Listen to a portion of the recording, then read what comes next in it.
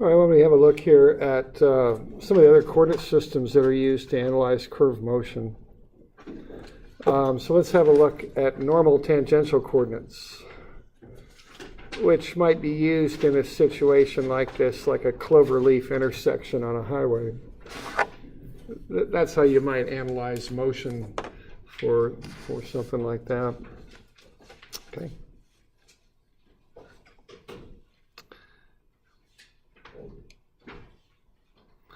All right, so why don't I take a weight here on a string and I'll just spin it as you're seeing there. So I'm just spinning it around as I'm standing here like that. All right, and let's analyze this, okay? So you're getting sleepy? You will study dynamics every night? Oops. That didn't work.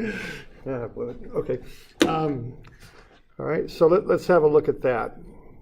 So let's just start with just a section of a circle, a sector of a circle. So we've got a circle with a radius, it's r. We got phi is the, or theta there. Theta is the angle in radians, and s is the arc distance. Well, if you take the circumference of the circle, which is 2 pi r, and then you multiply that by the proportion of the circle taken up by the angle theta, that would be theta radians, because we're measuring theta in radians, divided by the full angle of a circle, which is 2 pi. Okay, so that arc length then will be the circumference 2 pi r times theta over 2 pi, and those 2 pi's are going to cancel. So what we'll get here is the arc length is r times whatever the angle in radians is. Okay, I got a beta there. That actually ought to be theta. So what that ought to be. Okay. All right, now if we start looking at an object that's rotating, like that weight I was just spinning, I could take the arc distance it travels and divide it by the time it takes to travel that distance, and then take theta and divide it by the time, and what I'm going to get is v, the velocity of the weight, is equal to r times theta dot. Theta dot is the angular speed in radians per second. Okay, so this is a very fundamental relationship, and we'll use this a lot. So the velocity is equal to whatever the radius is times theta dot. So if a car is traveling here on this curved section of the cloverleaf, so the car is right there, its velocity will be tangent to the circle. Okay, and the speed, its velocity, will be whatever that radius is from the center of the circle out to the car times whatever the angular speed is, theta dot. Okay. If you've got an old record player, and even CDs, they spin, right? Now, the old record players used to play, depending what size record you had, 33, I think those were RPM, right? So that's revolutions per minute. Now, we got to be in radians per second. So let's paint a dot on the outside of the record. And so what do we got? We got 1 revolution, 2 pi radians, right? And then 1 minute, 60 seconds. We could figure out the radian per second speed on that. Yeah, question? Can we use lowercase omega instead of... In physics, yeah, they use omega instead of theta dot. And we'll use omega later, but for some reason engineering textbooks use theta dot, meaning the time derivative of omega, the time derivative of the angle, but that equals omega. You can use it whatever you want. You can call it whatever the heck you want. Right. Now on the formula sheet I use theta dot because that's standard engineering notation, but they're equal to each other. They're the same thing. Okay. And if you write down omega, I'll know what you mean, so it's not a big deal. Sometimes they use different variables in physics and in engineering, and I don't know why that is, but it comes up. It just seems like you can misplace a dot pretty easy. Yeah, although there are instances it kind of helps us see how relationships work. So there are times when it's a good thing, but certainly not always.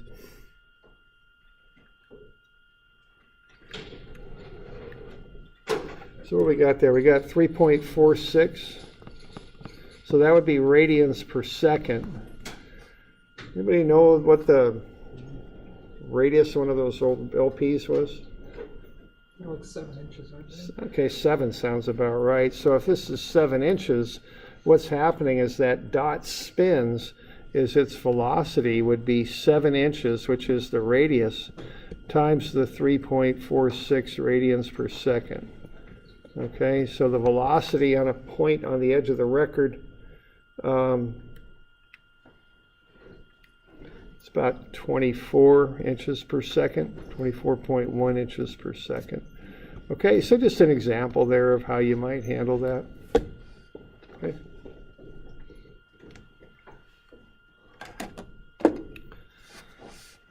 All right. So that's our first fundamental relationship. So V is r theta dot. The other important thing about velocity is it's tangent to the curve. All right, so it's going that way. Whereas the angular velocity, of course, is curving. So getting back to this deal with a car on a cloverleaf, this is the velocity that would be on your speedometer. The units may not be quite right, but that's what that is. But it's tangent to the curve.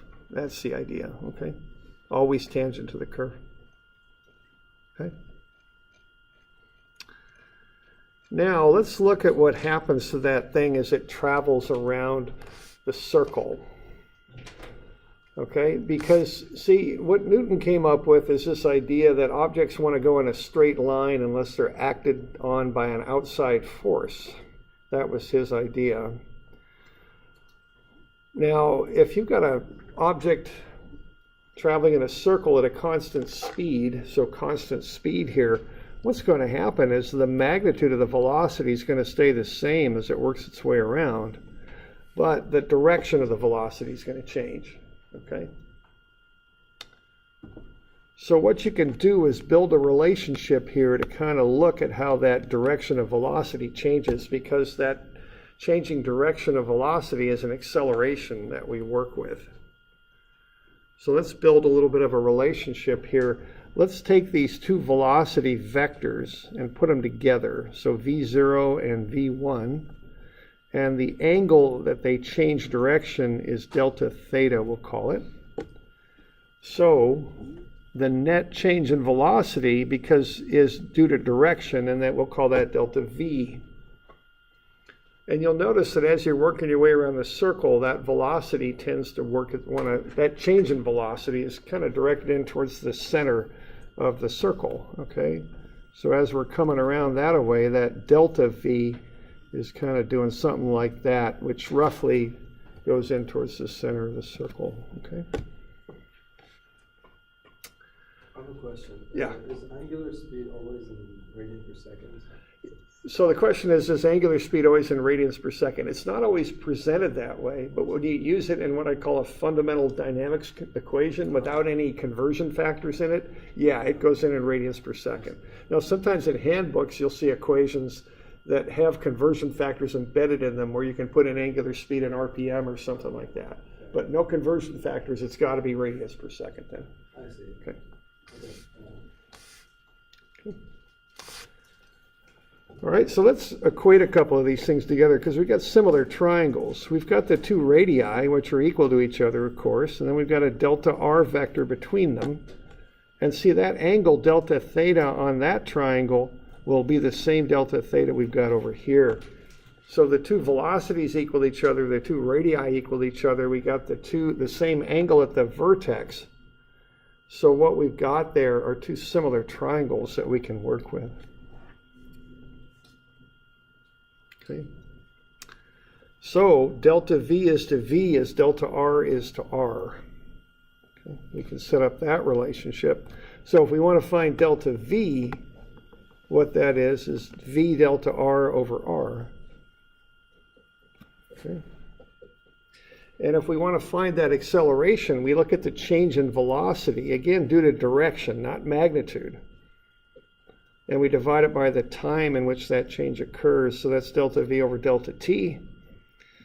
And we can do the same, divide this expression on the right by delta T also. So we get V delta R over R delta T. But delta R over delta T, that's a velocity there. Okay.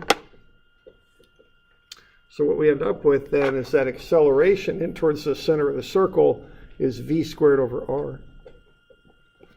And in physics, I think you call that centripetal acceleration. In this class, we'll call it normal acceleration. And it's an alpha in physics, I believe. No, alpha is angular acceleration, which is a little different. Oh, okay. This is, I think they call it centripetal in physics, but I'm not sure. But the deal is, anytime something travels in a circle, it's got a normal acceleration in towards the center of curvature. There's alpha there. And that's got to be that way, okay? Anytime it travels in a circle. So even if you're traveling in a circle at a constant velocity, if you're going around that clover leaf, or if you're driving around any sort of circular curve on a road, even if your speedometer isn't moving, you're still accelerating in towards the center of the circle. Something's pulling you in. Okay? So that's a real fundamental fact in dynamics, and one that we'll use a lot. Okay?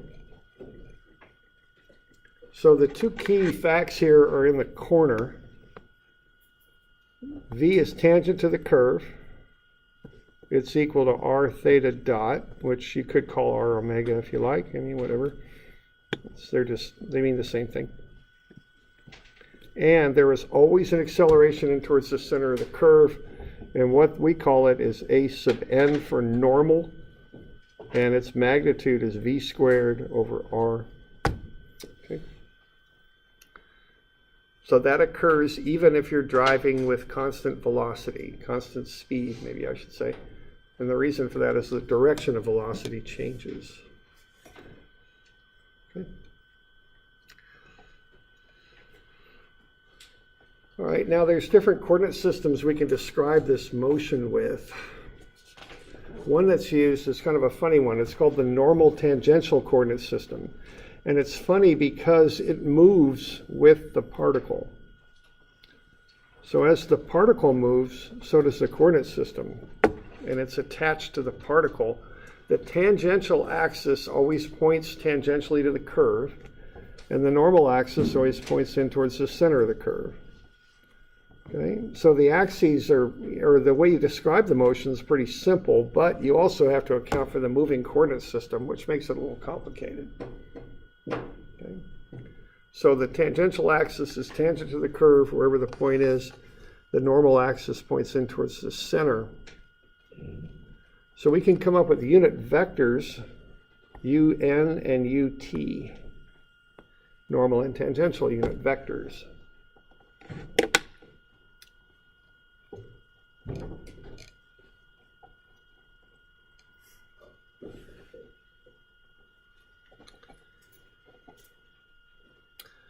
All right, now at any time the velocity is tangent to the curve, so the velocity will be whatever the magnitude of the velocity is times the tangential unit vector, which describes its direction.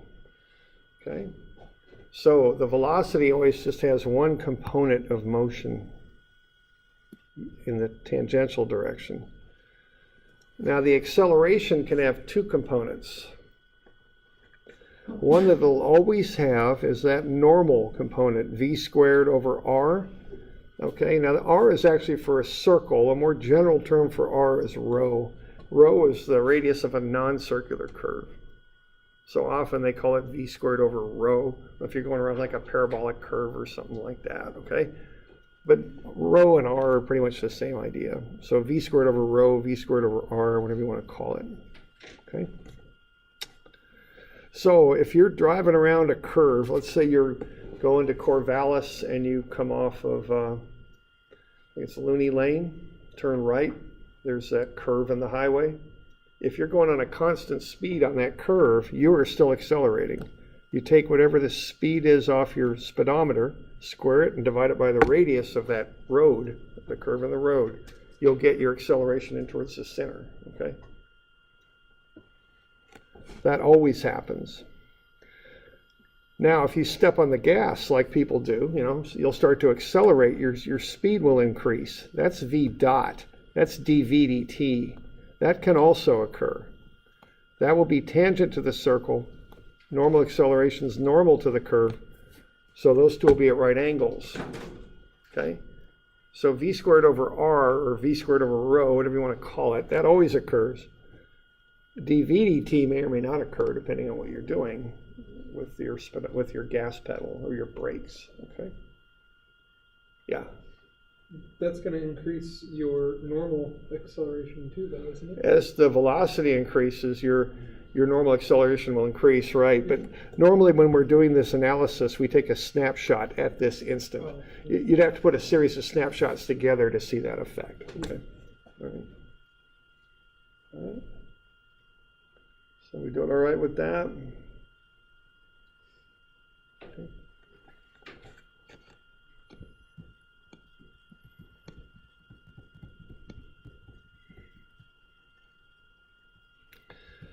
All right, why don't we just do one on the back of one of the sheets in your book. I don't think I have a copy of this. So why don't you have a look at that. Let's say this car is going down around this road, going 60 miles per hour, which would be 88 feet per second. And the speed of the car is increasing at 9 feet per second squared. Find the total acceleration of the car and show those components in their proper direction. So why don't we just kind of work this one out, take a couple minutes, and get the components of acceleration and put them on the car and find the total acceleration. Now this is an acceleration vector. It's like any kind of vector. You can treat it with the laws of vectors, with the theorem of Pythagoras and arctan and all that kind of stuff. It's not in your book, so you can put it on the back. So there's something to work out here.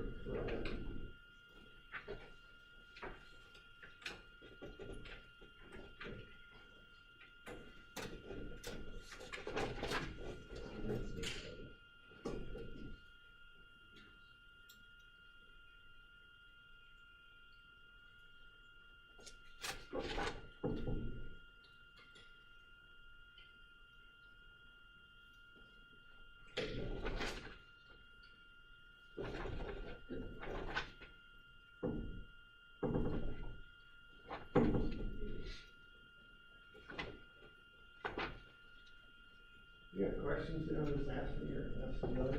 Oh, yeah.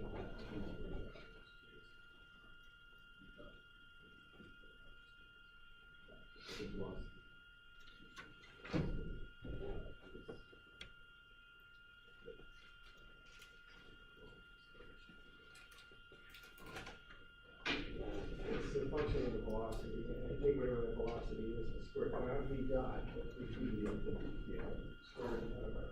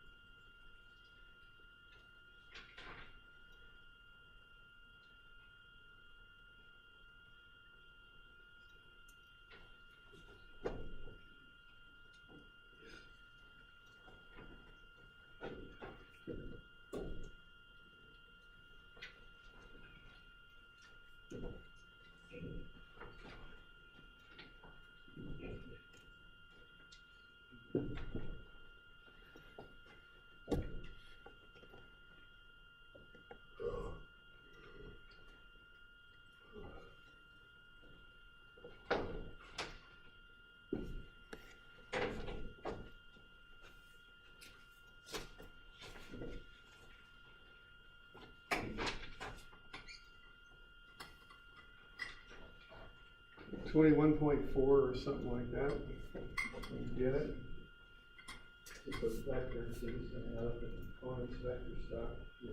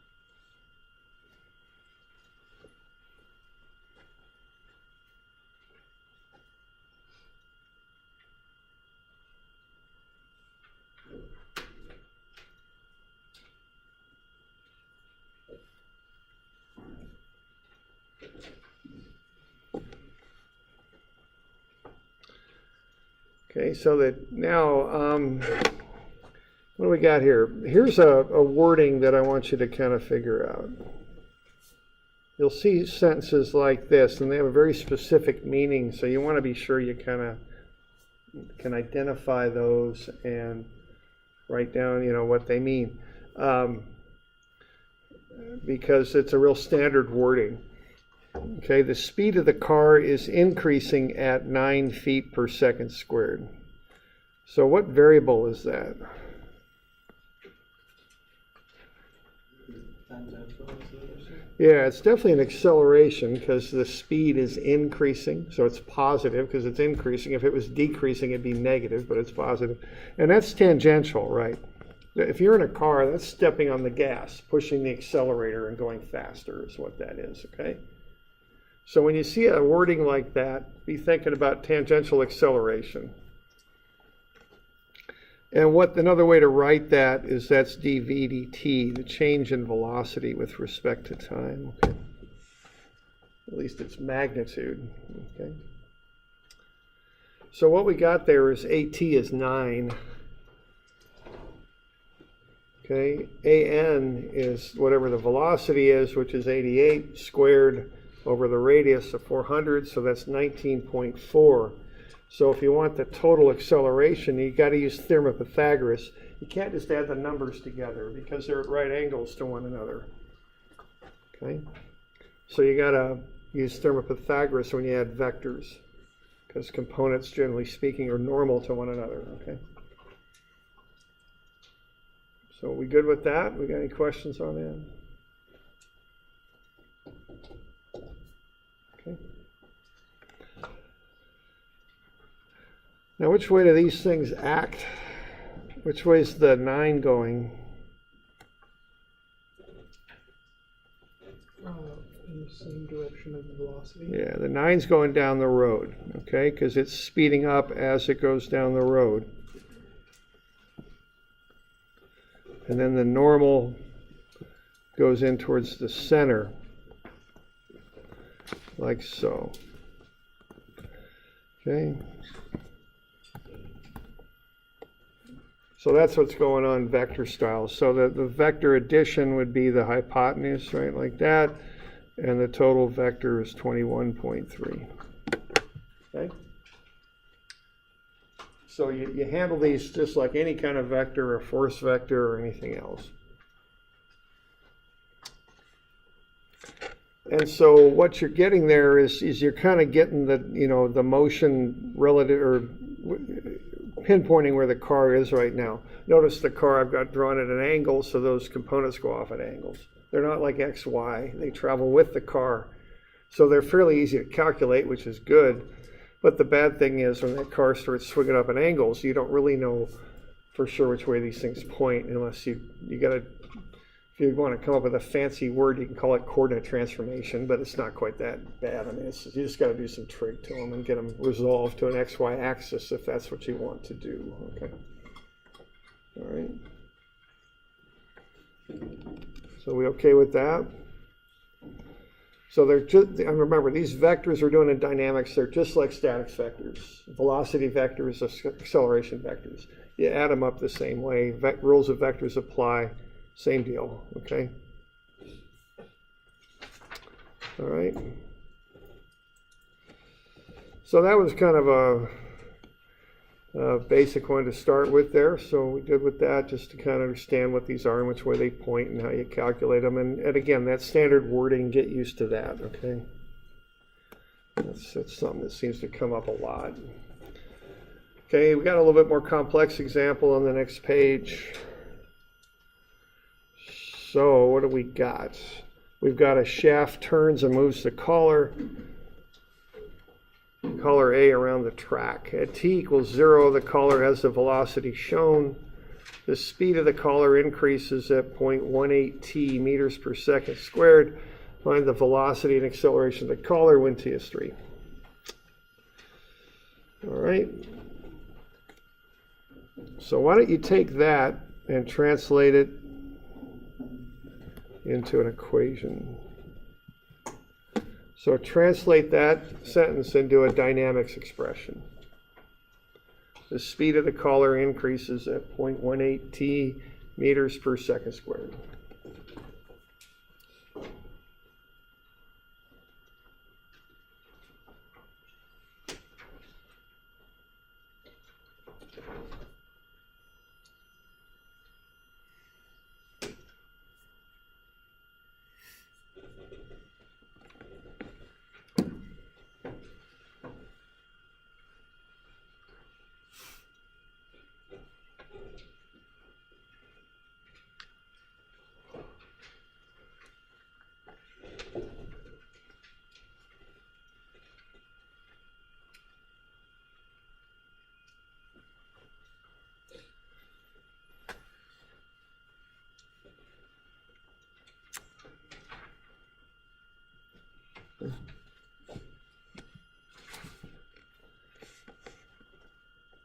So I translate that as a sub t is 0.18 t. Is that a good translation? Okay. You could use math as a foreign language credit. I don't know. They probably wouldn't go for that, but maybe. Okay. Maybe you learn Latin and Greek. Yeah, I guess you're right. All right, now that I got there. Now what's some more for what I'm going to want to do here, because my goal here is to find the velocity of the thing. Okay. And the reason I want to know why do I want to know the velocity of the thing if I'm looking for acceleration? How does that affect acceleration?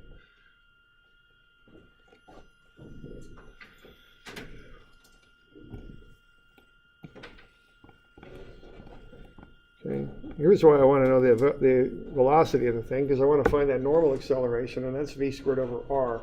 So to find that, I got to find the velocity first. That's why I want to find the velocity, okay? At that time, but I want to find it later, okay? So I'm going to use what's given, but that isn't quite what I want just yet, okay? So is that velocity given at time 0 then? Right, yeah. Yeah, t equals 0, the color has velocity shown, yeah, right? So that's it, t equals 0, okay? All right, so how am I going to write a sub t if I want to get to the velocity? How am I going to write out at now? Yeah, right. That's what you want there, okay? Because that'll get velocity in there. So, you know, these aren't complicated things, but they're things you got to kind of put together to do this stuff, okay? So you got to take that sentence, you got to translate it into at equals 0.18 t, but then you got to realize what at is. It's dv dt, okay? And that will allow you to get that whole calculus business going to find v. That's the deal, okay? So why don't you put an integral together to find the velocity at a given time. And, you know, just have a look and put an integral together on that.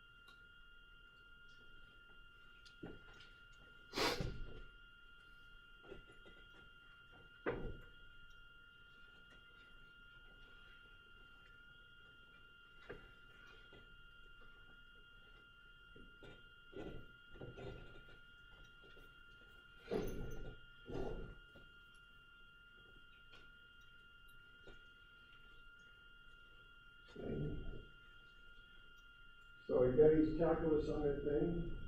You got to set up an integral. That's how that goes. And watch your limits on this one, okay?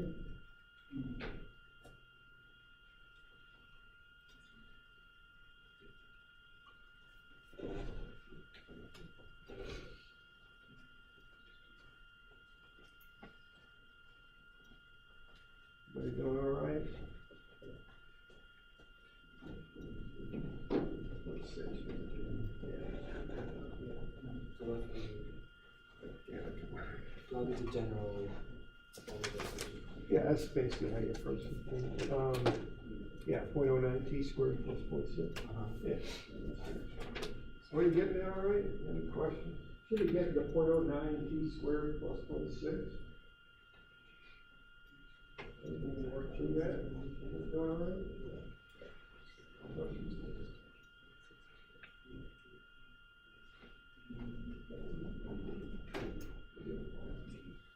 Close.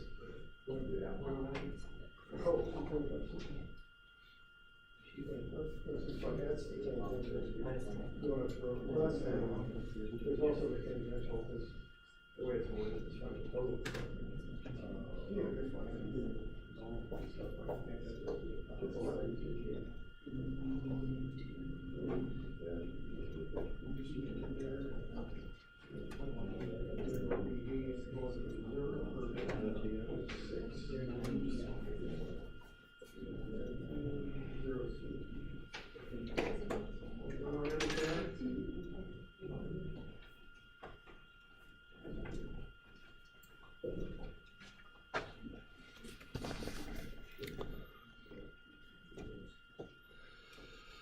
All right, so we split the differentials, we integrate, and the limits there are 0.6 and 0 because you're given it right over there on the side with that sketch where the velocity is shown at 0.6. Okay, so you need to just pick up all those little details there, okay? So when the time is 0, at t equals 0, the caller has the velocity shown. The velocity shown is 0.6. So just get the habit of watching for that stuff, okay? And top limits are just letters. So the integral of dv is the integral of 0.18 t dt. Okay? So integrate, you get the integral of dv is just v, and integral of 0.18 t is 0.09 t squared. Okay, and then you can plug this stuff in. So v minus 0.6 is 0.09 t squared. And then solve for v, plug in t equals 3, and you'll get the velocity. It's 1.41 meters per second, right there. Okay.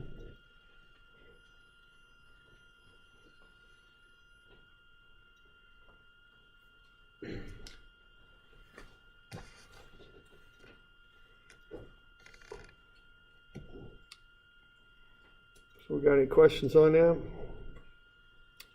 Okay. So that gets you to the velocity. Now we want to find the velocity and acceleration. So we got the velocity and we can find the acceleration. So we good? Okay. So the normal acceleration is v squared over r, it's 2.65, but also remember there is tangential acceleration too, because that thing's speeding up at a rate of 0.18 t. So plug 3 into that, you get at is 0.54. And so if you want to find the total acceleration, you take the square root of sum of the squares. And that'll be 2.71.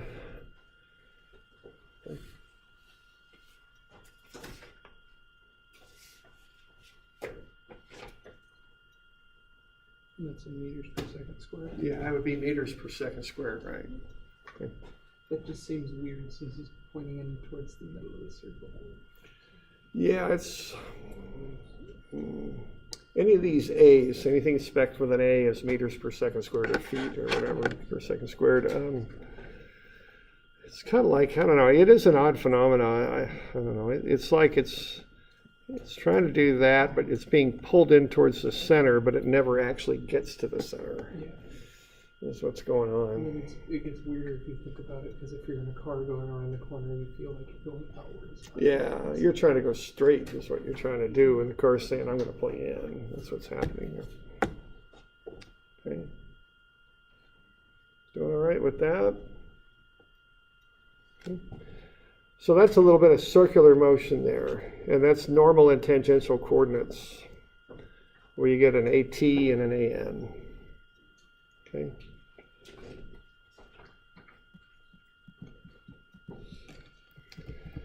Now, there's another type of coordinate system that we can use here too.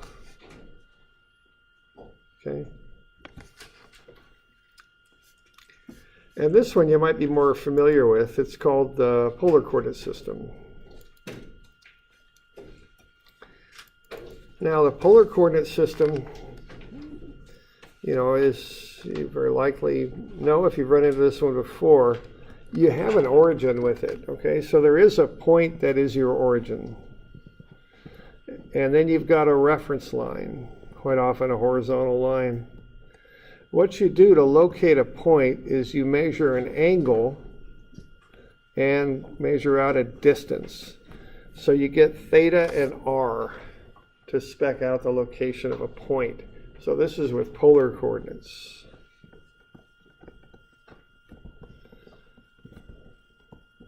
So this is a little bit simpler than the normal tangential in that you've got an origin. The coordinate system doesn't move with the object, okay? Now we've got two unit vectors, just like before. We've got a radial unit vector, which goes out from the center. So that stands for radial.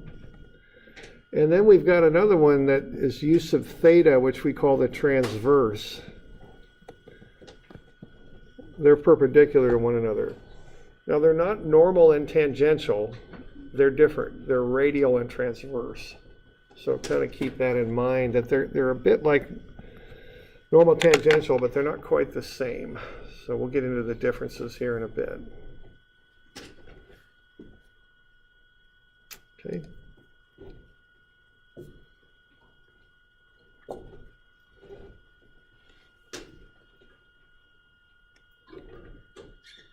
So got any questions on that?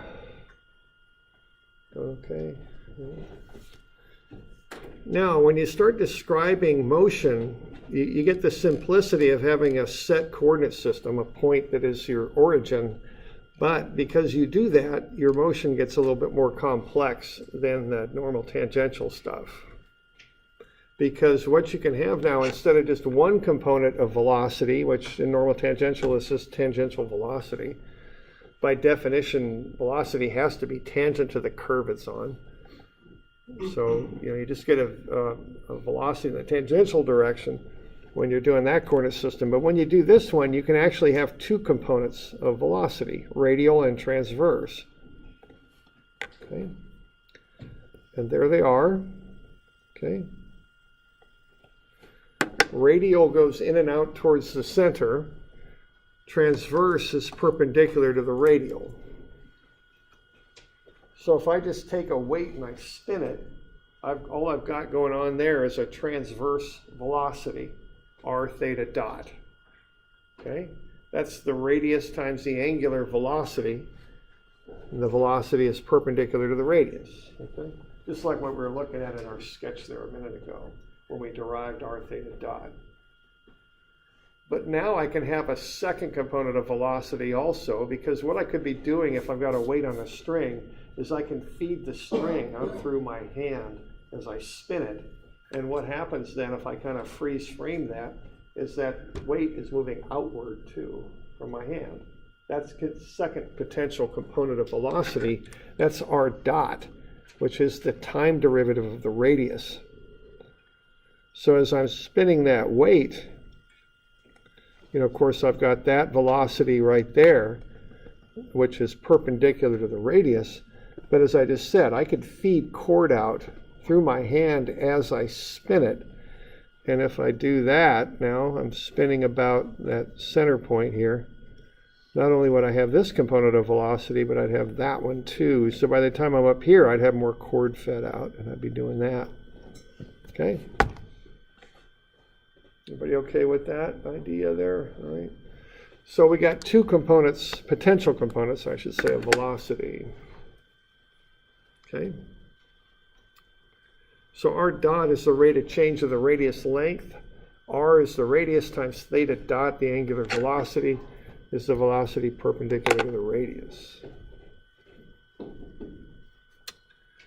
Now the acceleration even gets more interesting here, because what I've got now as I'm spinning that weight is the first thing I've got is r theta dot squared, okay? Now what that is the normal acceleration. That's in towards the center, so it has a negative sign, and it's a radial component. So it's got a negative and a radial unit vector. And really what r theta dot squared is r theta dot times theta dot. R theta dot is v. Theta dot is v over r, so that's v squared over r. See, they're the same. It's the same thing as normal acceleration, just a different way to express it. That's what we use in polar coordinates. And it's got a negative sign on it because as an object rotates, it accelerates in towards the center about which it rotates. So with my weight on a string here, I'm accelerating inwards with that.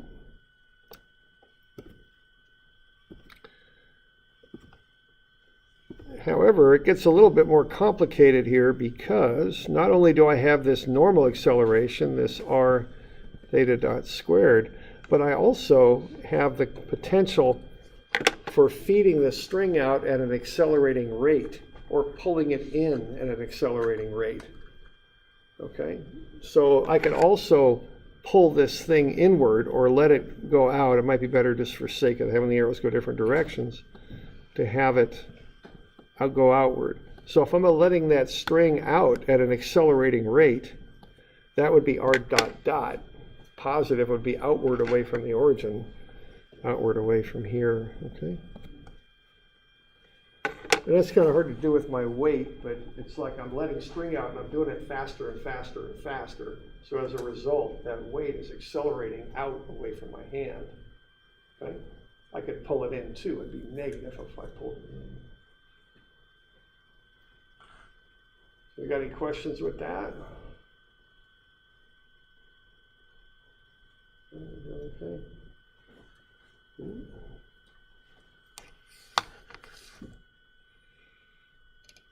So that's in and out towards the center.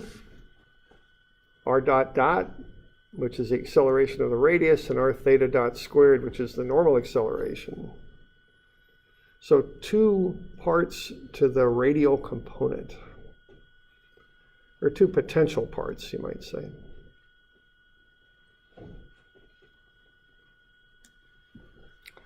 Now, I also have a potential transverse component of acceleration, perpendicular to the radial. So if I start spinning the weight slowly with a slow theta dot, but then I start increasing theta dot, I start accelerating that weight, okay? So if theta dot increases, that'll get me theta dot dot. Remember, dots are time derivatives, is what they are. So what's happening here is if I'm going faster and faster and faster as I go around, things accelerating, okay? So that's going to be accelerating around like that. So I'll have a component of acceleration perpendicular to the radius. Okay, so theta r theta dot dot is the change of r theta dot with respect to time. Okay.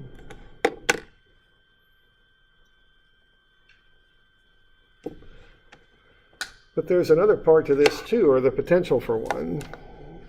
And what's going on there, if I hold a theta dot, a given angular speed, let's say, 2 radians per second or something, if I make the radius longer, it'll go the same angle in the same amount of time if I hold the same angular speed. So if I start feeding more chord but keep the 2 radians per second, the thing will have to go faster to get all the way around the circle in the same amount of time. So that's an acceleration too. So here's a graphic on that, okay? for a given theta dot, and that's supposed to be theta dot there, as r changes, v changes also, because that weight has to travel more distance to cover the angle. Okay.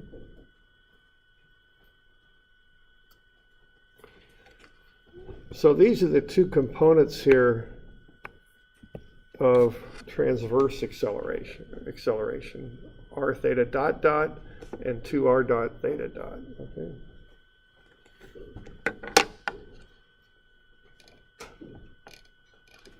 So this stuff is kind of a lot for me to kind of keep track of.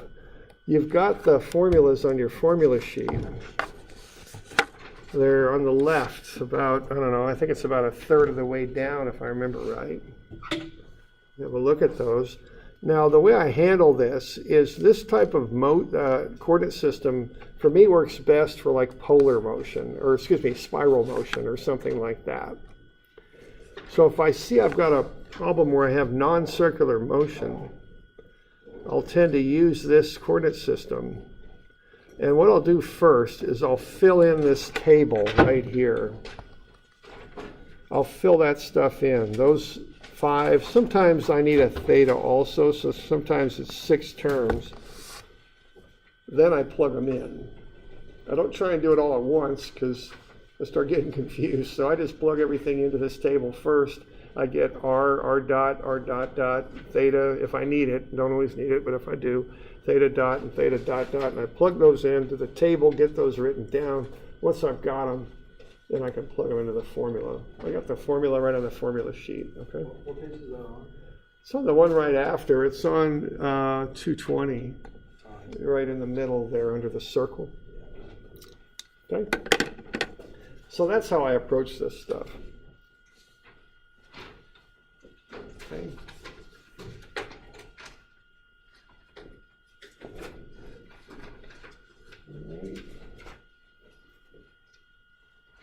So why don't I give you some of this stuff to do? 132, 134. What I'd like you to do on this one is use a spreadsheet or MATLAB, Scilab, whatever,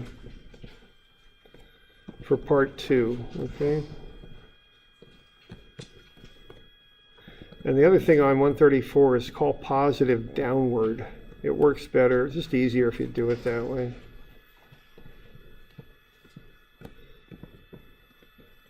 Okay. And then I'd also like you to do a couple of these transverse, or excuse me, normal tangentials. So 141 and 2.